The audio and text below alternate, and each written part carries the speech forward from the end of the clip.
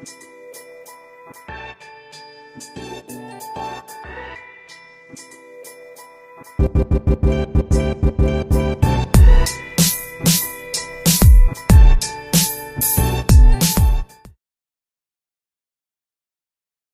pagi, selamat datang bersama saya Andi Swanda. Nah, kali ini saya akan membahas mengenai habis kuliah, kerja atau bisnis. Nah, topik kali ini sangat menarik bagi teman-teman yang memang sekarang lagi proses graduation atau memang sudah lulus kuliah. Nah, jadi ini topik sangat cocok buat Anda dengarkan ulasan saya kali ini. Ini yang selalu menjadi pertanyaan klasik. Habis kuliah, mau kerja atau bisnis? Nah, saya selalu bilang bahwa hidup, life, begin after graduation. Terutama graduation pada waktu kuliah. Nah, kenapa saya bisa bilang begitu? Karena pada waktu kita semua masih sekolah, kita dan teman-teman semuanya serasa setara dan sejajar. Semuanya hampir sama. Nah, tetapi 10-20 tahun kemudian setelah graduation, itu tiba-tiba bisa berubah 180 derajat. Saya ingat pada waktu sudah 10 tahun, 20 tahun reuni. Nah, saya melihat bahwa yang namanya kesenjangan ekonomi itu mulai terlihat. Nah, ada yang teman setelah kuliah itu struggle dengan ekonomi, struggle dengan keuangan. Tetapi ada juga yang setelah kuliah 10 tahun, 20 tahun kemudian dia kaya raya luar biasa. Nah, ini yang akan saya bahas hari ini supaya hal ini bisa bermanfaat bagi teman-teman semua dalam mengambil sebuah keputusan. Nah, jadi ini fakta atau data yang diambil dari berbagai macam survei bahwa juara kelas atau teman-teman yang pintar di kelas itu biasanya mereka cenderung bekerja sebagai karyawan dan banyak juga dari mereka yang akhirnya pada waktu mereka sudah umur 40-50 mereka masih struggle di dalam hal keuangan. Tetapi juga ada fakta yang mengatakan bahwa ada murid-murid atau anak-anak yang dulunya bandelnya luar biasa, yang nakalnya luar biasa, itu 10-20 tahun kemudian itu menjadi pengusaha yang luar biasa. Secara finansial kaya raya. Nah, itu mengapa?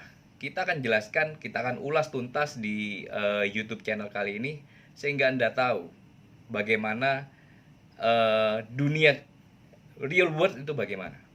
Nah, pertanyaannya adalah apakah sebagai profesional atau karyawan itu tidak bisa mencapai yang namanya financial freedom? Nah, data mengatakan bahwa hanya ada 1% karyawan yang bisa mencapai level financial freedom. Nah, mereka yang mungkin sudah di posisi atas seperti direksi, komisaris, terus kemudian GM yang posisinya mereka betul-betul di posisi yang enak. Nah, tetapi posisi-posisi tersebut tidak bisa didapat oleh kebanyakan orang. Nah, apabila Anda sudah ada di posisi ini, tentu financial freedom bisa Anda capai. Tetapi sekali lagi butuh waktu. 20 tahun, 30 tahun, bahkan lebih. Nah, dan hanya ada menurut data 4-5% yang mencapai namanya financial security. Itu sedikit di bawahnya daripada financial freedom, di mana cukup pada waktu pensiun untuk membayar listrik, air, keperluan rumah tangga, dan juga sebagainya, tetapi tidak sampai yang betul-betul berlebihan atau bagaimanapun juga. Nah, dan data mengatakan bahwa persentase bisnismen atau pebisnis yang bisa mencapai level financial freedom itu jumlahnya jauh lebih banyak. Nah, jadi kesimpulan saya di sini adalah bahwa Anda kalau ingin menjadi orang yang sukses secara finansial, jawabannya adalah bisnis, bukan sebagai karyawan. Nah, ini saya akan membagikan mengenai mitos dan fakta mengenai karyawan dan bisnis. Jadi teman-teman bisa tahu di sini karena saya pada waktu saya masih kuliah, saya seringkali mendapati yang namanya beberapa kenyataan atau pernyataan seperti yang saya akan sebutkan ini. Nah, ada pernyataan yang mengatakan bahwa yang pertama, untuk bisa berbisnis sendiri, kita harus terlebih dahulu berkarir sebagai profesional atau karyawan. Seringkali pada waktu saya masih SMA, orang tua saya juga selalu bilang bahwa yuk cari kerjaan yang bagus, dapat kerjaan, ya kan, berkarir dulu, nanti setelah itu, setelah kencang dengan pengalaman, baru buka bisnis. Nah, ini yang saya akan mau bahas. Apakah itu mitos ataukah itu fakta? Nah, pernyataan itu adalah mitos. Karena sebetulnya untuk buka bisnis sendiri, kita tidak harus melalui karir sebagai seorang karyawan. Kita bisa langsung memulai sebuah bisnis. Saya ingat ada teman saya juga yang suksesnya luar biasa. Dia mulai bisnis pada saat dia masih kuliah. Nah, jadi tidak harus melalui sebagai karyawan. Karena seekor harimau tidak lahir dari seekor kucing. Dia dilahirkan dari anak harimau. Jadi apabila Anda ingin menjadi seorang bisnismen, Anda tidak perlu kok menjadi seorang karyawan dulu. Nah, kenapa saya bilang begitu? Karena sebagai karyawan, Anda hanya belajar sesuatu yang sifatnya spesialis. Misalnya Anda masuk di sebuah perusahaan Anda sebagai accounting, yang akan Anda pelajari adalah accounting. Ya kan? Apabila Anda sebagai HRD, Human Resource, yang Anda pelajari adalah HRD. Jadi Anda pada waktu bekerja sebagai karyawan, Anda akan belajar sesuatunya secara spesialis. Nah, sedangkan sebagai pengusaha, Anda harus lebih belajar semuanya atau yang disebut generalis. Jadi seorang pengusaha nggak butuh menjadi seorang spesialis. Saya ingat pertama kali saya lulus kuliah pada tahun 2002. Saya pada waktu itu bercita-cita pengen bekerja di tempat di mana semuanya itu gedung-gedung pencakar langit. Di mana saya bekerja itu pakai jas, pakai dasi. Nah, akhirnya saya berhasil kerja di sana. Waktu itu 2002-2003 saya bekerja di sebuah negara yang disebut dengan Singapura. Saya bekerja di sana kurang lebih 1 tahun lebih. Nah, saya pengen belajar bisnis dengan cara menjadi karyawan. Nah, ternyata pada waktu saya bekerja sebagai karyawan, yang saya dapati adalah saya hanya belajar satu bidang. Yaitu waktu itu saya bekerja sebagai marketing dan sales. Hanya belajar mengenai marketing dan sales. Tidak belajar mengenai proses bisnis yang lainnya. Nah, itu yang akhirnya membuat saya berpikir bahwa kerja sebagai karyawan bukanlah tempat saya. Jadi akhirnya saya memutuskan untuk quit dari kerjaan dan saya kembali pulang ke Indonesia. Nah, jadi businessman itu adalah orang yang generalis. Karyawan adalah orang yang spesialis. Jadi Anda kalau sebagai karyawan, Anda mau jadi businessman, Anda tetap harus belajar banyak hal. Karena generalis, seorang businessman butuh tahu banyak hal. Accounting, marketing, promosi, branding, human resource, manajemen, dan banyak lagi lainnya. Nah, tapi kalau misalnya Anda hanya ingin setahun 2 tahun hanya ingin mempelajari sebuah proses bisnis. Istilahnya Anda ingin misalnya buka sebuah tempat makan. Anda belajar dulu, saya bekerja di sebuah tempat restoran juga. Anda ingin tahu bagaimana, itu oke. 1-2 tahun oke. Hanya untuk sebuah pembelajaran. Nah, tetapi kalau untuk jangka panjang menurut saya bukan tempat yang tepat. Nah, terus pernyataan yang kedua, apakah mitos ataukah fakta? Ini yang seringkali juga orang tua kita bicara dengan kita. Cari pengalaman dulu selama 10-20 tahun baru berbisnis. Nah, seringkali juga saya tahu orang tua Anda juga mungkin sama juga memberikan nasihat seperti itu. Tetapi menurut saya, sekali lagi, pernyataan kedua pun mitos. Banyak orang berpikir kalau sudah usia matang, 40, 50 tahun, baru akan start bisnis. Nah, tetapi yang terjadi, ini supaya teman-teman yang masih muda, Anda masih umur 20 tahunan, Anda tahu, bahwa pada saat kita mencapai umur 40, 50,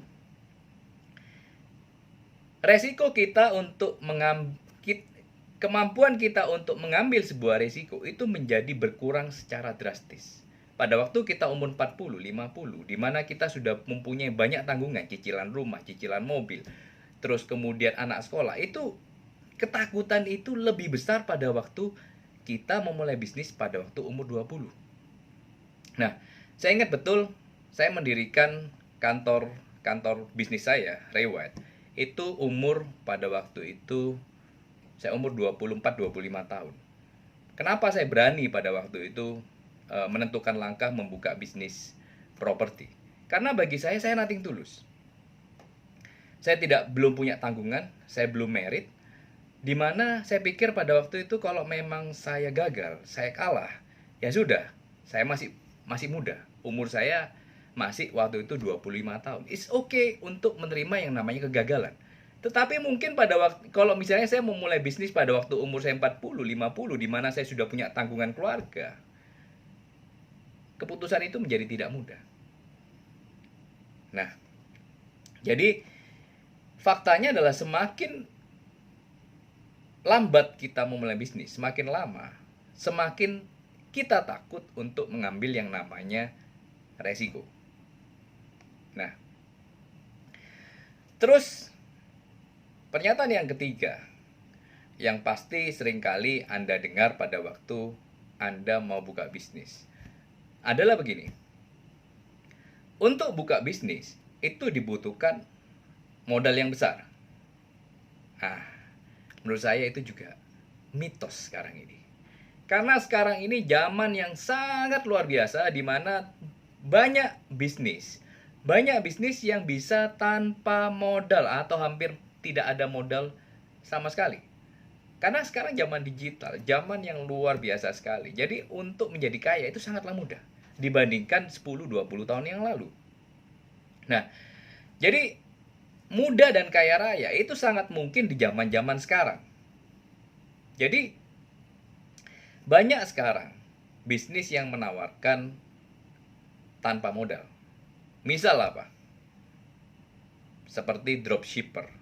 Dropshipper itu apa? Anda bisa buat account di Tokopedia dan lain-lainnya, di mana Anda menjualkan barang orang lain. Kemudian Anda jual melalui account Anda tidak perlu keluar modal.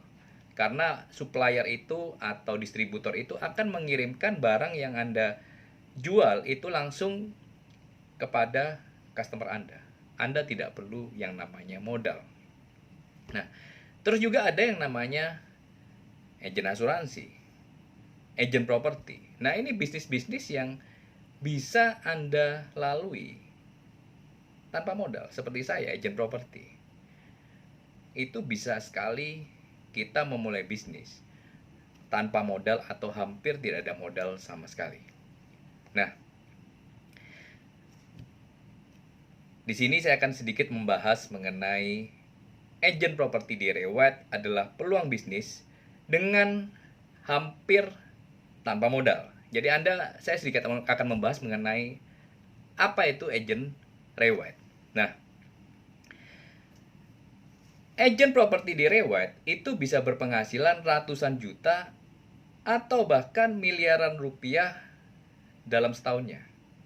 Nah, saya ingat sekali pada waktu saya bekerja di Singapura.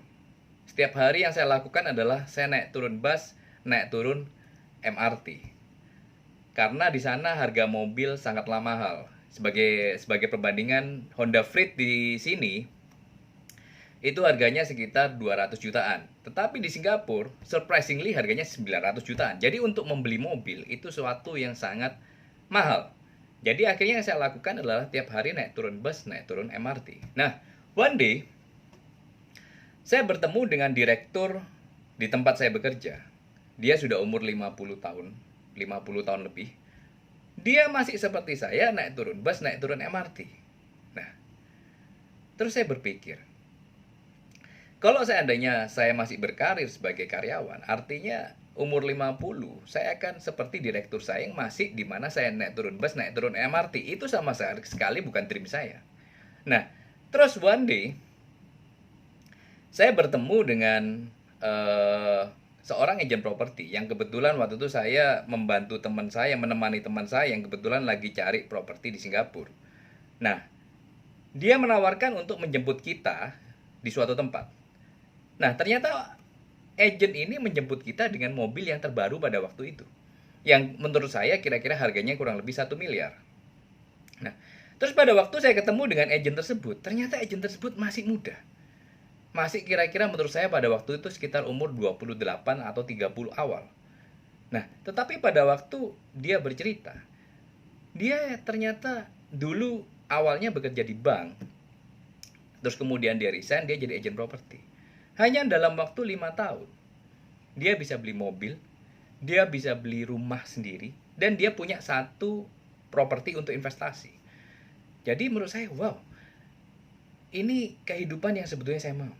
Nah, akhirnya pada waktu saya kembali ke Indonesia, saya akhirnya memberanikan diri untuk terjun di bisnis agent properti.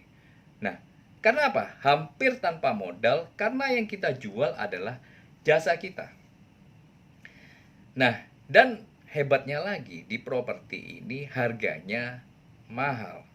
Jadi untuk properti yang di Surabaya aja rata-rata harganya 2-3 M. Sekali closing aja dengan komisi 2-3% itu minimal 50 sampai 90 juta sekali closing saja. Ya kan, ini luar biasa sekali, teman-teman. Nah, dan juga banyak agent properti di Reward yang akhirnya setelah mereka sukses jualannya banyak dari mereka yang akhirnya menjadi investor properti. Properti mereka yang mereka punya itu lebih dari satu. Tidak cuma properti yang mereka tinggali, tetapi juga properti investasi lainnya yang mereka gunakan untuk kos misalnya, untuk disewakan ataupun untuk usaha lainnya. Atau juga saya ada tahu beberapa agent saya yang sukses, dia akhirnya memberanikan diri untuk membuka kantor Reward sendiri dengan join bersama saya. Nah, jadi peluangnya sangat besar sekali apabila Anda bergabung sebagai agent properti di Reward. Nah, semoga tips ini bermanfaat bagi teman-teman sekarang yang baru lulus kuliah atau akan lulus kuliah. Semoga tips ini berguna bagi Anda. Sekali lagi, salam properti dan berjumpa dengan Anda lagi di kemudian hari. Thank you.